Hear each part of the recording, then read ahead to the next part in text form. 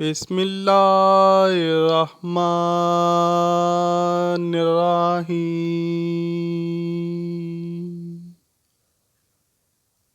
اللہ کے پیارے نبی حضرت ابراہیم علیہ السلام کی تیسری بیوی کنتورہ سے ان کے بیٹے مدین پیدا ہوئے۔ مدین اپنے اہل و عیال کے ساتھ بھائی حضرت اسماعیل علیہ السلام کے قریب ہی آباد ہو گئے، جہاں مدین کی آل اولاد کو بنی مدین یا اہل مدین پکارا جانے لگا۔ آہستہ آہستہ یہ ایک بہت بڑا قبیلہ بنتا گیا۔ یہ لوگ جب بہت زیادہ پھیل گئے تو انہوں نے اپنے علاقے کو دو حصوں میں بانٹ دیا۔ شہری علاقے کو مدین پکارنے لگے اور جبکہ دیہاتی علاقے کو ایکا کہا جانے لگا۔ انہی لوگوں کو قرآن میں اصحاب ایکا کے نام سے پکارا گیا ہے۔ ایکا کے لفظی معنی جھنڈ والے اور سر سبز و شاداب جھاڑیوں کے ہیں۔ یہاں میوہ پھلوں اور خوشبودار پھولوں کے اس قدر درخت تھے کہ اگر کوئی دور سے اس بستی کو دیکھتا تو یوں معلوم ہوتا کہ جیسے یہ کوئی بستی نہیں بلکہ ایک خوبصورت سبز و شاداب درختوں کا جھنڈ ہے۔ اسی وجہ سے قرآن پاک میں اللہ نے ان کے لیے ایکا کا لفظ استعمال کیا، جبکہ امام ابن کثیر نے لکھا ہے کہ یہاں ایکا نام کا درخت تھا جس کی اہل مدین پوجا کرنے لگ گئے تھے، جس کی وجہ سے ان کو اصحاب ایکا کہا گیا۔ بہرحال مقبول روایات یہی ہیں کہ اہل مدین اور اصحاب ایکا ایک ہی قبیلہ تھا، جو باپ کی نسبت کی وجہ سے مدین کہلایا اور زمینی اور جغرافیائی حیثیت سے اصحاب ایکا کے لقب سے مشہور ہوا۔ عرب کی مشہور شاہراہ جو کہ حجاز کے قافلوں کو شام، فلسطین، یمن اور مصر تک لے جاتی اور بحیرہ کلزم کے مشرقی کنارے سے گزرتی تھی، قرآن میں اس کو امام مبین، کھلی اور صاف شاہراہ کہا گیا ہے۔ اہل مدین اسی شاہراہ پر بحیرہ کلزم کے مشرقی کنارے پر آباد ہوئے تھے۔ اہل مدین بے حد خوشحال اور امیر تھے۔ دور دراز سے قافلے ان کی بستی میں آتے اور یہاں سے پھل، سبزیاں اور اناج وغیرہ لے جاتے۔ عورتیں اور لوگ اس بستی کی خوبصورتی کو دیکھنے کے لیے بھی مدین تشریف لاتے۔ چونکہ یہ ایک بہت بڑی شاہراہ پر تھے، اس لیے ہر طرف سے آنے والے تاجر ان کی بستی میں ضرور رکتے، جس کی وجہ سے اس بستی کے لوگ تجارتی کاروبار سے منسلک ہو کر بہت خوشحال ہو گئے تھے۔ اہل مدین یا اصحاب ایکا نے بھی قوم عاد، قوم سمود اور قوم لوط کی طرح بتوں کی پوجا شروع کر دی تھی، بلکہ یہ لوگ تو اس لیے بھی مشہور ہوئے کہ ان لوگوں نے سب سے پہلے درخت کی پوجا شروع کی تھی۔ اس سے پہلے صرف بتوں کی پوجا کی جاتی تھی، لیکن ان لوگوں نے ایک نئی عبادت شروع کی جس میں ایکا نامی درخت کے آگے ہر 3 مہینے بعد ایک خوبصورت دوشیزہ کو ذبح کیا جاتا اور اس کے سارے اعضاء کو الگ الگ کر کے دفن کیا جاتا۔ ان لوگوں کا ماننا تھا کہ اگر ایکا کو دوشیزہ کی قربانی نہ دی گئی تو ہمارے کاروبار ختم ہو جائیں گے۔ اس کے علاوہ یہ لوگ ناپ تول میں کمی کرتے تھے، اس کے لیے بھی انہوں نے ایک خاص انتظام کر رکھا تھا۔ یہ لوگ اپنی بہنوں اور بیویوں کو اپنے کاروباری مراکز پر عریاں لباس میں بٹھا دیتے اور جب کوئی تاجر آتا تو وہ شہوت کے ہاتھوں مجبور ہو کر ان لڑکیوں میں مصروف ہو جاتا جس سے وہ ناپ تول میں خوب کمی کرتے، اور اکثر تو وہ چیزیں ہی بدل ڈالتے تھے۔ پھر اللہ پاک نے ان کی طرف حضرت شعیب علیہ السلام کو مبعوث فرمایا۔ حضرت شعیب علیہ السلام کا تعلق بھی اہل مدین ہی سے تھا۔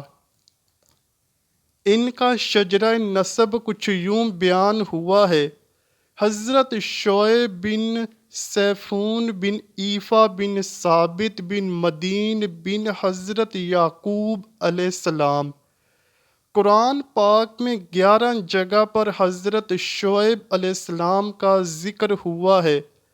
نبوت سے پہلے بھی حضرت شعیب علیہ السلام اپنی قوم کو اپنی ایمانداری اور نیک نیت پر مشہور تھے، اور نبوت ملتے ہی آپ علیہ السلام نے اپنی قوم کو تبلیغ شروع کر دی۔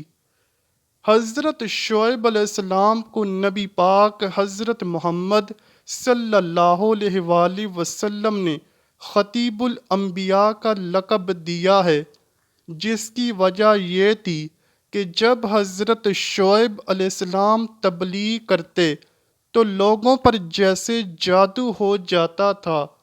لوگ کام کاج چھوڑ کر ان کی باتیں سنتے، لیکن اس کے باوجود بھی چند غریب لوگوں کے کوئی بھی آپ پر ایمان نہ لایا، بلکہ آپ کو جادوگر کہا جانے لگا۔ قرآن پاک میں ارشاد باری تعالیٰ ہے: اور مدین کی طرف ان کے ہم قوم شعیب کو بھیجا، انہوں نے کہا اے میری قوم، اللہ پاک کی عبادت کرو، اللہ کے سوا تمہارا کوئی معبود نہیں، اور ناپ تول میں کمی نہ کرو، بے شک میں تمہیں خوشحال دیکھ رہا ہوں، بے شک مجھے تم پر گھیر لینے والے دن کے عذاب کا ڈر ہے۔ لیکن قوم نے جواب دیا اے شعیب، کیا تمہیں تمہاری نماز حکم دیتی ہے کہ ہم اپنے باپ داداؤں کے خداؤں کو چھوڑ دیں یا اپنے مال میں اپنی مرضی کے مطابق عمل نہ کریں؟ واہ بھائی، تم تو بڑے عقل مند نیک چلن ہو۔ جب کسی بھی طرح سے قوم اپنے گناہوں سے باز نہ آئی تو حضرت شعیب علیہ السلام نے اپنی قوم کو پرانی قوموں پر آنے والے عذابوں سے اس طرح ڈرایا: اور اے میری قوم، میری مخالفت تم سے یہ نہ کروا دے کہ تم پر بھی اسی طرح کا عذاب آ پہنچے جو نوح کی قوم، ہود کی قوم یا صالح کی قوم پر آیا تھا، اور لوط کی قوم تو تم سے کوئی دور بھی نہیں۔ پوری قوم حضرت شعیب علیہ السلام کے خلاف ہو گئی، اور حضرت شعیب علیہ السلام کو دھمکی دی کہ یا تو تم ہمارے دین میں شامل ہو جاؤ ورنہ ہماری بستی سے نکل جاؤ۔ حضرت شعیب علیہ السلام سے کہنے لگے اگر تیرا اتنا بڑا قبیلہ نہ ہوتا تو ہم دیکھتے کہ تو کس طرح ہمیں ہمارے دین سے ہٹاتا ہے، ہم تجھے سنگسار کر دیتے۔ حضرت شعیب علیہ السلام نے دیکھا کہ اب ان سے کوئی امید نہیں، اور ان لوگوں کو میں ہر طرح سے سمجھا چکا ہوں، تو آخری فیصلہ سنا دیا: اے میری قوم، تم اپنے طریقے پر عمل کرتے رہو اور میں اپنے طریقے پر عمل کرتا رہوں گا۔ تھوڑے دنوں میں معلوم ہو جائے گا کہ کس پر رسوا کن عذاب آتا ہے، کون جھوٹا ہے، کون سچا ہے۔ اس کو اللہ پاک نے قرآن پاک میں یوں بیان فرمایا ہے: اے ہمارے رب، ہم میں اور ہماری قوم میں حق کے ساتھ فیصلہ فرما دے، اور تو سب سے بہتر فیصلہ فرمانے والا ہے۔ لیکن پھر بھی اس قوم نے اپنے گناہوں سے توبہ نہ کی، بلکہ حضرت شعیب علیہ السلام سے کہا کہ اگر تم سچے ہو تو ہم پر آسمان کا کوئی ٹکڑا گرا کر ہم کو ہلاک کر دو۔ اس کے بعد اس قوم پر خداوند قہار و جبار کا قہرانہ عذاب آ گیا۔ وہ عذاب کیا تھا؟ اللہ اکبر! سنیے اور عبرت حاصل کیجیے۔ حدیث شریف میں آیا ہے کہ اللہ پاک نے ان لوگوں پر جہنم کا ایک دروازہ کھول دیا، جس سے پوری آبادی میں شدید گرمی اور لو کی حرارت و تپش پھیل گئی اور بستی والوں کا دم گھٹنے لگا، تو وہ لوگ اپنے گھروں میں گھسنے لگے اور اپنے اوپر پانی کا چھڑکاؤ کرنے لگے، مگر پانی اور سائے سے انہیں کوئی چین اور سکون نہیں ملتا تھا، اور گرمی کی تپش سے ان کے بدن جھلس رہے تھے۔ پھر اللہ پاک نے بادل کا ایک ٹکڑا بھیجا، جس نے اس بستی کے ایک حصے میں چھاؤں کر دی، اور اسی چھاؤں میں ٹھنڈی ہوا چلنے لگی۔ بس پھر سب بستی کے لوگ اپنے گھروں سے نکل کر اس بادل کے سائے میں آ گئے۔